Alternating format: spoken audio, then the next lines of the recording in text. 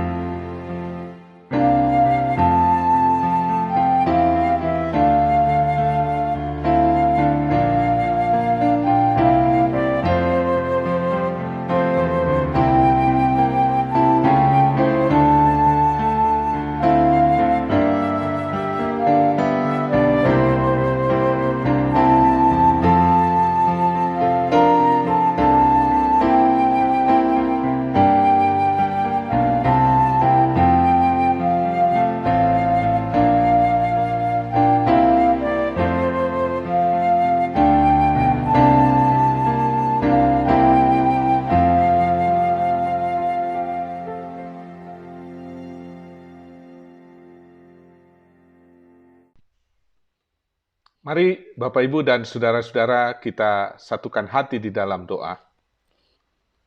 Tuhan, kami sungguh bersyukur pada saat ini di tahun 2021 kami boleh mengawali tajuk renungan malam. Tuhan, kami tahu Engkau telah menuntun kami di sepanjang tahun 2020 melewati berbagai dinamika kehidupan. Bahkan ketika kami berjumpa dengan kesesakan, karena sepanjang tahun 2020, tepatnya mulai bulan Maret sampai dengan saat ini, kami masih harus berhadapan dengan pandemi COVID-19 atau penyebaran virus corona yang sangat mengkhawatirkan, yang sangat mencemaskan, dan membuat hidup kami terancam. Tuhan, namun kami tahu bahwa apapun yang harus kami hadapi, kami tidak boleh hanyut dan tenggelam dalam keadaan yang buruk, bahkan kami tidak boleh putus asa, karena kami mempunyai Tuhan yang adalah gembala kami yang baik. Berfirmanlah kepada kami Tuhan, agar firman-Mu itu yang senantiasa menjadi penerang bagi jalan-jalan kami. Firman Tuhan menjadi pedoman bagi langkah-langkah kami. Kami berdoa di dalam nama Tuhan Yesus, Tuhan dan Juru Selamat kami. Amin. Mari kita bersama-sama membuka Mazmur pasal 23. Di dalam Alkitab kita diberi judul, Tuhan Gembalaku yang Baik. Mazmur Daud. Tuhan adalah gembalaku, takkan kekurangan aku. Ia membaringkan aku di padang yang berumput hijau. Ia membimbing aku ke air yang tenang. Ia menyegarkan jiwaku. Ia menuntun aku di jalan yang benar. Oleh karena namanya, sekalipun aku berjalan dalam lembah kekelaman, aku tidak takut bahaya, sebab Engkau besertaku. Gadamu dan tongkatmu itulah yang menghibur aku. Engkau menyediakan hidangan bagiku di hadapan lawanku. Engkau mengurapi kepalaku dengan minyak, pialaku penuh melimpah. Kebajikan dan kemurahan belaka akan mengikuti aku seumur hidupku, dan aku akan diam dalam rumah Tuhan sepanjang masa. Berbahagialah kita yang mendengar firman Tuhan, serta memberlakukan di dalam hidupnya. Bapak, Ibu, dan saudara-saudara, bersyukur kepada Tuhan hari ini secara khusus melalui tajuk renungan malam kita boleh membaca Mazmur pasal 23 yang dalam Alkitab kita tadi diberi judul Tuhan Gembalaku yang Baik. Bapak, Ibu, dan saudara-saudara, ada beberapa hal yang bisa kita garis bawahi dari bacaan Mazmur ini. Dan untuk menggali lebih dalam pokok-pokok penting dari Mazmur 23 ini, saya ingin menggarisbawahinya melalui panduan pertanyaan. Yang pertama, kalau Tuhan adalah gembalaku, gembala yang bagaimana Tuhan itu? Yang kedua, kalau Tuhan adalah gembalaku, siapakah aku? Dan yang ketiga, kalau Tuhan adalah gembalaku, apa artinya bagiku? Mari kita pahami dari ketiga pokok tersebut satu persatu. Yang pertama, kalau Tuhan adalah gembalaku, gembala yang bagaimanakah Tuhan itu? Bapak, Ibu, dan saudara-saudara, tentunya kita tahu begitu banyak sebutan Tuhan adalah gembala diangkat dalam wacana kekristenan.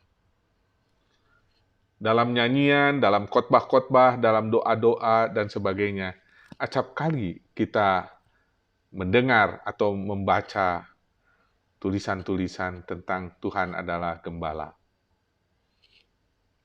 Saya contohkan dalam buku Kidung Jemaat, setidaknya ada 2 lagu yang mungkin pernah kita lantunkan bertemakan Tuhan adalah gembala. Kidung Jemaat 407 ayat yang pertama mengangkat bahwa Tuhan adalah gembala kami yang bisa diharapkan. Tuhan kau gembala kami, tuntun kami domba-Mu. Berilah kami menikmati hikmat pengorbanan-Mu.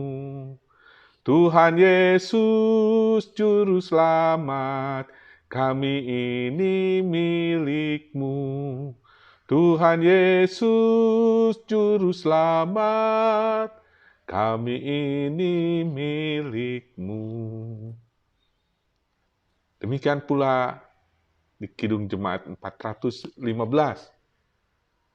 Tuhan bukan hanya sebagai gembala yang baik, yang membimbing, tapi juga membawa kita ke dalam kebaikan-kebaikannya. Membaringkan kita di padang rumput hijau.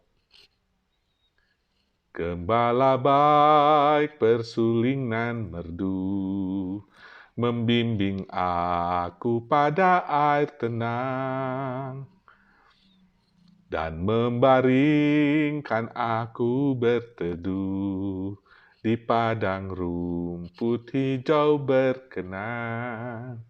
Oh gembalaku itu Tuhanku, membuat aku tentram hening, mengalir dalam sungai kasih-Ku, kuasa damai cerlang bening. Ya, pujian-pujian dan harapan-harapan kepada Tuhan terungkap melalui senandung lagu dan nyanyian-nyanyian umatnya.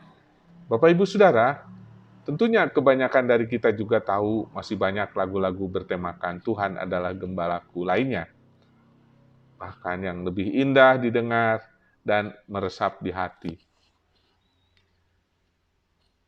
Seperti halnya misalnya Mazmur 23 yang seringkali dinyanyikan oleh artis-artis yang menyanyikan nyanyian rohani. Ya, Bapak Ibu, mari kita lihat lebih jauh.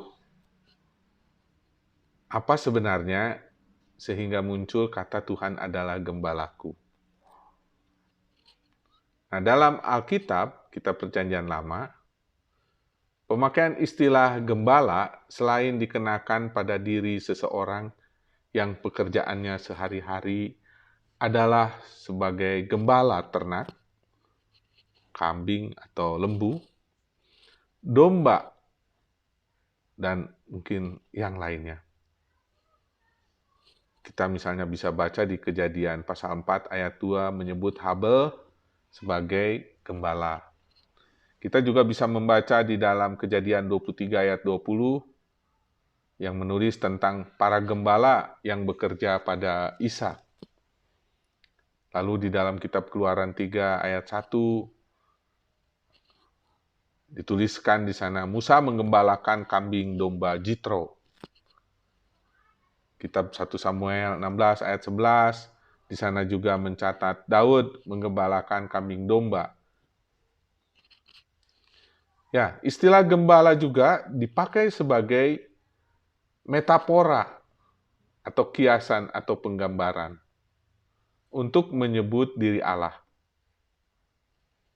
Dalam arti Tuhan memiliki peran di tengah-tengah bangsa Israel. Ini seperti di Kejadian 48 ayat 15, Kejadian 49 ayat 24. Dan Mazmur 23 yang tadi kita baca. Ya. Tuhan adalah gembalaku, takkan kekurangan aku. Ia membaringkan aku di padang rumput hijau dan membawa aku ke air yang tenang. Nah, Bapak Ibu, pemakaian ini sering diungkapkan dalam bentuk pujian atau semacam pengakuan iman umat Allah yang mensyukuri pemeliharaan ilahi dalam hidupnya. Tuhan adalah gembalaku, tadi dikatakan, takkan kekurangan aku, Ia membaringkan aku di padang yang berumput hijau, Ia membimbing aku ke air yang tenang. Mazmur 23 ayat 1 sampai 2. Nah, membaca bagian Mazmur 23 ayat 1-2 tadi mengingatkan kita akan penyertaan Tuhan di dalam hidup kita, dalam wujud pekerjaan yang baik, tubuh yang sehat, rumah yang nyaman, ataupun keceriaan di dalam keluarga. Lalu di dalam Mazmur 23 ayat 3, Ia menyegarkan jiwaku, Ia menuntun aku di jalan yang benar oleh karena namanya. Melalui ayat ini, penulis Mazmur memberitahukan rahasia kehidupan kepada kita. Dalam menyikapi tekanan rutinitas kehidupan, yaitu dengan mengizinkan Tuhan untuk menuntun kita di jalan yang benar. Mengizinkan Tuhan untuk menuntun kita, saudara-saudara, berarti kita membuka diri dan memberikan waktu kita untuk berelasi lebih dekat dengan Tuhan. Seperti domba yang siap dituntun, kita semakin mendekatkan diri kepada Tuhan dan berusaha semakin mengenal Tuhan kita. Melalui pembacaan firman Tuhan setiap hari dan rutin, kita berdialog dengan Tuhan melalui doa dan ucapan syukur. Seperti yang dirasakan oleh Daud tadi di dalam Mazmur 23 ayat 3. Sikap hati menerima tuntunan penyertaan Tuhan akan memberikan kekuatan dan penyegaran bagi jiwa. Tuhan senantiasa rindu untuk menuntun kita di jalannya dan menyusuri rute kehidupan yang telah Tuhan rancang untuk kita. Kehidupan kita tidak hanya berhenti di sebuah padang yang berumput hijau tadi. Di waktunya Tuhan menginginkan kita untuk kembali berjalan sesuai dengan rancangannya. Melalui relasi yang erat dengan Tuhan, kita akan dimampukan memiliki kepekaan untuk memahami rancangannya bagi hidup kita. Selanjutnya di ayat 4 dan 5, tadi Mazmur 23 dikatakan, sekalipun aku berjalan dalam lembah kekelaman, aku tidak takut bahaya, sebab Engkau besertaku. Gadamu dan tongkatmu itulah yang menghibur aku. Engkau menyediakan hidangan bagiku di hadapan lawanku. Engkau mengurapi kepalaku dengan minyak. Pialaku penuh melimpah. Nah, walaupun perjalanan harus memasuki lembah kekelaman, tadi dikatakan pemazmur, penulis Mazmur memberikan bukti kepada kita melalui Mazmurnya ini, bahwa kedekatan dengan Tuhan mengubah hati dan jiwanya menjadi kuat untuk melewatinya. Jadi masalah tetap ada, lembah kekelaman tetap dimasuki, bukan dihindari. Saul terus berupaya untuk mencelakakan Daud. Namun Daud senantiasa berdoa dan meminta petunjuk dari Tuhan. Begitu pula dalam kehidupan setiap umat Tuhan lainnya, termasuk kita sebagai orang yang percaya. Berelasi erat dengan Tuhan tidak berarti masalah yang kita akan hadapi secara otomatis akan hilang. Tidak seperti itu. Namun Tuhan akan memberkati kita dengan hati dan jiwa yang kuat dalam menyikapi dan menyelesaikan masalah tersebut. Kita akan senantiasa yakin bahwa kita tidak sendirian. Ada Tuhan yang senantiasa menolong kita. Nah, saudara, meyakini penuh bahwa Tuhan adalah gembala bagi hidup kita, akan memberikan kita gambaran yang lebih jelas mengenai keberadaan kita di dunia ini. Lalu di dalam Mazmur 23 ayat 6 dikatakan, kebajikan dan kemurahan belaka akan mengikuti aku seumur hidupku, dan aku akan diam dalam rumah Tuhan sepanjang masa. Bapak Ibu, padang yang berumput hijau air yang tenang. Apalagi lembah kekelaman bukanlah tujuan akhir dari perjalanan hidup kita. Semuanya, kata pemazmur, akan berlalu. Apakah kita bangun pagi tiap hari berlelah payah sepanjang hari demi mengejar sesuatu yang nantinya pasti berlalu? Rumah baru, mobil baru, deposito baru, gadget baru? Ataukah kita senantiasa berjalan bersama Tuhan sesuai dengan rancangannya bagi kita, sehingga pada saatnya nanti kita akan diam dalam rumah Tuhan sepanjang masa? Itulah yang diangkat pemazmur yang utama bagi hidupnya. Kebajikan dan kemurahan belaka akan mengikuti aku seumur hidupku, dan aku akan diam dalam rumah Tuhan sepanjang masa. Nah, selanjutnya kalau kita melihat di dalam kitab Perjanjian Baru, khususnya di dalam Injil-Injil, apa yang dipahami oleh umat dalam Perjanjian Lama tentang Tuhan sebagai gembala? Tuhan Yesus juga mempergunakan istilah gembala dalam pengertian metafora, di mana kedudukan atau fungsi sebagai gembala digambarkan dalam hubungannya dengan tugas dan tanggung jawab terhadap ternak yang digembalakannya. Sekelompok kawanan ternak, atau yang biasa disebut domba, yang digembalakan, dipakai untuk memetaforakan atau mengkiaskan umat Allah atau sekelompok umat Allah. Sedangkan gembala dipakai untuk memetaforakan, mengkiaskan fungsi dan sikap pemimpin di tengah-tengah kawanan umat Allah. Nah, Injil Matius pasal 9 ayat 36 dan Injil Markus pasal 6 ayat 34 mencatat bahwa Yesus menggambarkan fungsi dan sikap gembala sebagai orang yang tugasnya mengawasi, memelihara, memimpin ternaknya untuk menemukan padang rumput bagi keperluan makanannya, dan melindungi dari segala mara bahaya.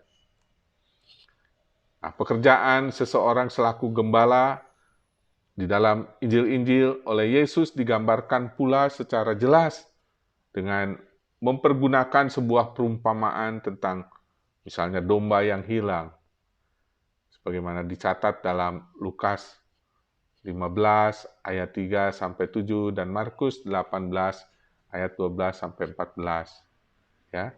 Seorang gembala yang baik dan benar itu 99 domba di tangan, ada satu yang ketinggalan, maka yang 99 itu diletakkan dulu dan dicarinya yang hilang itu. Nah, dalam perumpamaan tadi dijelaskan bahwa seorang gembala yang bertanggung jawab senantiasa mengharapkan keutuhan kawanan ternaknya. Seandainya terdapat domba yang tersesat, seorang gembala yang baik tentulah akan pergi mencarinya, berusaha untuk menemukan yang tersesat dan menyelamatkan yang hilang dengan satu tujuan, yaitu agar yang hilang dapat kembali menjadi satu dalam kawanan gembalaannya. Selanjutnya dalam Yohanes 21 ayat 15 dan 17. Untuk menggambarkan peran seorang gembala, Yesus mempergunakan istilah yang berasal dari kata bosko, yang artinya memberi makan atau membiarkan kawanan ternaknya makan rumput di belantara. Nah, perhatian utama Yesus dalam membicarakan tentang tugas gembala di sini tampak dipusatkan pada masalah fungsi, sikap, dan tindakannya sebagai seorang pemimpin umat Allah, misalnya ya. Nah, menurut Yesus, seorang pemimpin umat Allah haruslah senantiasa berusaha menjaga keutuhan dan kebaikan umat yang dipimpinnya, dan mampu membimbing mereka untuk mencapai apa yang menjadi keperluannya. Yang kedua, di dalam Perjanjian Baru, kalau Tuhan adalah gembalaku, siapakah aku? Bapak, Ibu, dan saudara-saudara, pertanyaan kedua tadi, kalau Tuhan adalah gembalaku, siapakah aku? Nah, kalau kita bertanya tentang siapa aku, manusia sebagai hamba Allah berulang kali dikiaskan sebagai domba gembalaan. Mazmur 100 ayat 3, Yehezkiel 34 ayat 31, Yohanes 10, Yohanes 21 ayat 6, dan yang lain-lainnya. Mazmur 100 ayat 3 mengatakan, ketahuilah bahwa Tuhanlah Allah, dialah yang menjadikan kita dan punya dialah kita, umatnya dan kawanan domba gembalaannya. Demikian juga dalam Yehezkiel 34 ayat 31 tadi, kamu adalah domba-dombaku, domba gembalaanku, dan aku adalah Allahmu. Demikianlah firman Tuhan Allah. Yohanes 21 ayat 15, di sana dikatakan, sesudah sarapan, Yesus berkata kepada Simon Petrus, Simon anak Yohanes, apakah engkau mengasihi aku lebih daripada mereka ini? Jawab Petrus kepadanya, benar Tuhan, engkau tahu bahwa aku mengasihi engkau. Kata Yesus kepadanya, gembalakanlah domba-dombaku. Nah, sebagai salah satu jenis binatang, domba yang dipakai mengkiaskan manusia, domba tergolong binatang yang lemah, Bapak Ibu Saudara. Dalam Alkitab, kelemahan domba digambarkan seperti dalam Yesaya 53 ayat 7. Tak dapat membela dirinya terhadap orang yang hendak mengguntingi bulunya bahkan. Kemudian di dalam bagian-bagian lainnya, Yesaya 53, Kisah Rasul 8 ayat 32, Mazmur 44 ayat 23. Bahkan terhadap orang yang hendak membantainya. Nah, domba itu sangat memilukan hati. Jadi, betapa lemahnya. Selanjutnya, Bapak, Ibu, dan saudara-saudara, domba di tengah-tengah serigala biasanya akan binasa, tapi pengikut Kristus akan dilindungi sewajarnya. Jadi, domba yang lemah sebagai umat Tuhan, apalagi tadi digambarkan seperti domba di tengah serigala, pasti akan mudah terjatuh, mudah binasa. Tapi Tuhan melindungi. Nah, berikutnya, domba tidak merusak atau merugikan, tetapi bersifat agak dungu yang justru cenderung merupakan kelemahannya. Maka seperti banyak anak manusia, domba mudah hilang atau sesat. Itulah realitas. Manusia memang sering menjadi anak terhilang dan tersesat. Tanpa gembala, domba merupakan makhluk yang mudah binasa, mudah dicelakai, dan hanyut di dalam segala prahara. Yang ketiga, Bapak Ibu, pertanyaan kita tadi, kalau Tuhan adalah gembalaku, apa artinya bagiku? Ini hal yang penting ya. Bapak Ibu, manusia keberadaannya tak ubahnya seperti domba. Tadi disebutkan syarat dengan kelemahan. Manusia tak dapat membela dirinya terhadap orang yang hendak mengguntingi bulunya. Itu tak seperti domba tadi. Atau terhadap orang yang hendak membantainya. Sangat menyedihkan. Bahkan ketika ancaman datang, yang mengancam itu menyeramkan, tak ubahnya seperti serigala. Sementara orang yang percaya seperti domba. Nah, tanpa gembala tadi dikatakan bahwa domba merupakan makhluk yang mudah binasa. Tetapi manusia sebagai domba Allah tidak hidup dan berjalan sendiri.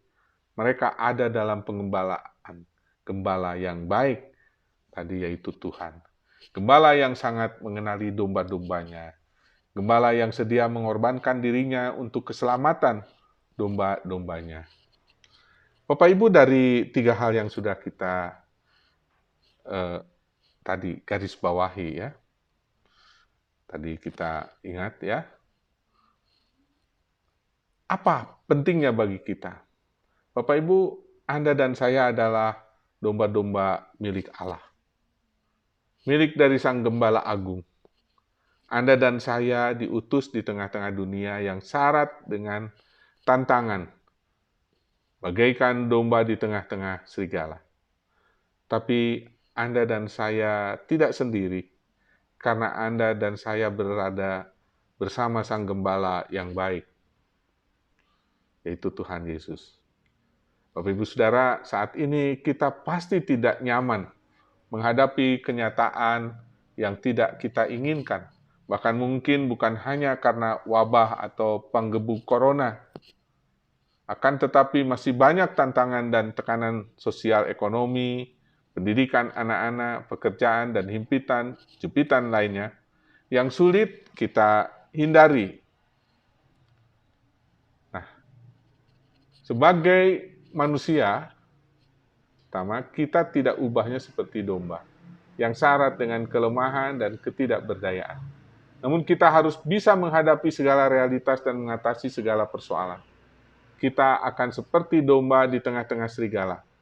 Karenanya kehadiran Sang Gembala yang baik harus menjadi andalan kita. Yang kedua atau yang terakhir, berangkat dari perenungan kita Bapak Ibu, stop segala kegalauan, jauhi segala kekecewaan dan keputusasaan. Tatap dan gapailah uluran tangan Gembala kita yang agung, yang ingin merengkuh, merangkul, letakkan segala beban kita dan mendekatlah kepada Gembala kita yang telah memberikan hidupnya bagi kita dan telah bangkit dan hidup kembali memberi kekekalan kepada kita. Semoga dengan kesadaran kita bahwa kita memang gembala, banyak kelemahan, karena itu kita butuh perlindungan. Kita harus senantiasa berjaga dengan bertaut kepada Gembala yang kokoh, Gembala yang kuat, yaitu Allah penyelamat kita. Tuhan memimpin dan menolong kita di tahun 2021. Amin.